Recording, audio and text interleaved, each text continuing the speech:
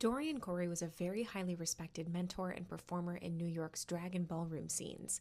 She was also a mysterious murderer. Dorian's secret only came out after she passed away from AIDS in 1993. Local drag queens and friends in mourning rushed to her home to claim her best jewelry and costumes, only to discover something that would darken Dorian's legacy, including her feature in Paris is Burning.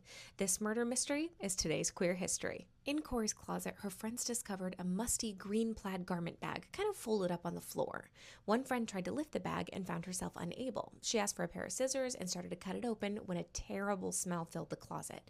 The group immediately called the police, who cut through several layers of wrappings, including the garment bag, faux leather, and several layers of saran wrap to reveal a mummified corpse, still wearing white and blue boxer shorts with a bullet hole in his head.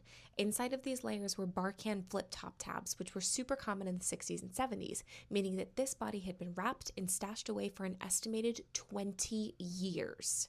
The body was shockingly well preserved by baking soda sprinkled in the saran wrap, and police used its fingerprints to identify the body as Robert Bobby Worley, who also went by Robert Wells.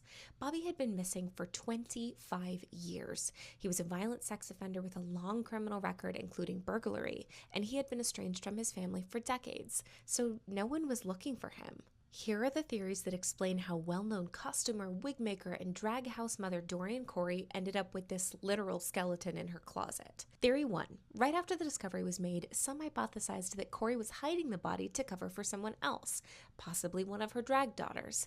But Dorian had moved in 1993, and it certainly would have been difficult to move something that heavy. Perhaps the body was in the apartment before she was, and she took over the lease to avoid suspicion of a loved one. But that doesn't explain why Dorian left a note on the body reading, "This poor man broke into my home and was trying to rob me," which leads us to theory 2. Dorian lived in a rough part of Harlem, like many trans and queer people of color, many of whom were constant victims of brutality who police regularly blamed for their own mistreatment. Theory 2 says that Bobby was a burglar who broke into Corey's apartment, and Corey shot him in self-defense. Her friend Jessie confirmed that Dorian owned a little 22 after the discovery was made, and Bobby did have burglary on his record. It would be logical for a black, gender non-conforming person in a really rough neighborhood to not report their own crime to the police. But this ignores the most interesting detail of all, Dorian's macabre autobiographical story, which leads us to the most prominent and most likely theory. Theory 3. Dorian Corey and Bobby Worley had been in a romantic relationship, and Worley was probably abusive toward Corey. See, Dorian Corey had written a short story, only discovered after her death, about a transgender woman who killed her abusive lover because he was trying to force her into having sexual reassignment surgery. This story was oddly autobiographical, as Dorian had breast implants and was possibly on hormone replacement therapy. Bobby's brother later recalled a drunken phone call just before his estimated death, where Bobby rambled on about someone named Dorian, which confirms their potential relationship as more than a random break-in. But Bobby otherwise kept their relationship a secret, likely in denial of his own sexuality, and took out his anger on Dorian. Male violence against trans women often occurs in this way, and it's possible Dorian shot him out of self-defense to protect herself. But even then, Dorian's close friend, Pepper LaBeija, a fellow drag queen and fashion designer, could proudly rattle off a list of all of Dorian's ex-boyfriends, and she had never once heard Bobby's name, nor did he match the physical descriptions of any of the men Corey had dated.